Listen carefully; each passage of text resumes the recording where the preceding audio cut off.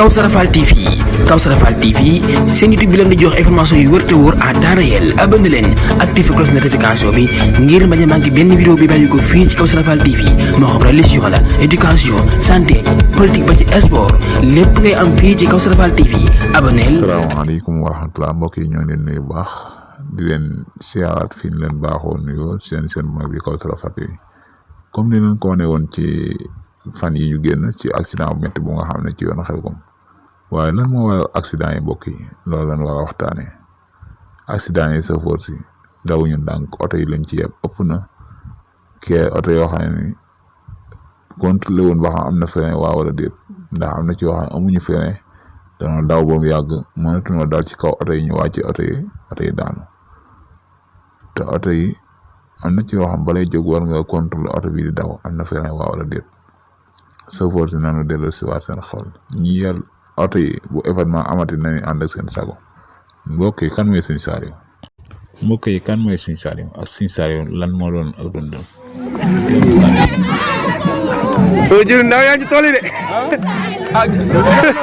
waaw Xelkom 2023 waaw sant yàlla gërëm sëriñ bi waaw ndax lii day dawat yaram dawatina ndeysaan waaye lii nag mooy jëfi sëriñ bi ndax ba muy wootee bu rëy bii jox leen ma ndaw ñi ma def ci ñoom te sëñ Tuubaa doon def ci ñoom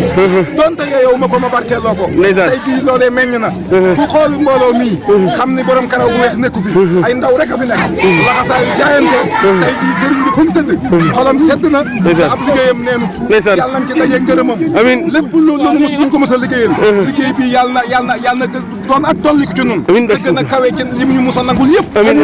ndax lii lay wax wane na ni Serigne Saliou jógu fi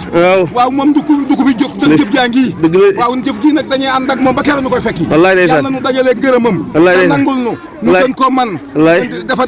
defal dongo yi xéwal yu yaatoo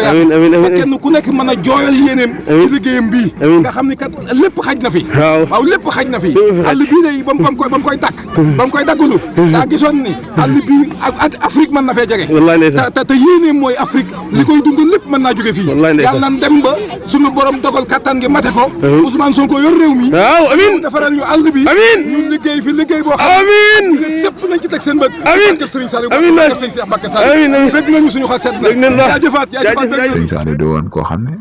baykat la woon yarekat la woon kon mbokk yi ñu delloo si waat xel yi te ànd ak suñu sago saa bu événement yi ñëwee ndax mooy gën yaa ngi jëf mbokk yi kon jéem a farluwaat ci defaraat oto yi te respecté waat li ñuy dawal te defaraat frein yi te xam ne yoonu jàmm soriwul mbokk yi ñoo ngi dëkkaat ak yéen di leen gërëm di leen sant di wax di leen ba ci kanam. Kawsara Fall TV seen YouTube bi leen di jox information yu wër te wóor à temps réel. abonné leen activé cloche notification bi ngir bañ a manqué benn vidéo bi bàyyi ko fii ci Kawsara Fall TV moo xam religion la éducation santé politique ba ci sport lépp ngay am fii ci Kawsara Fall TV abonné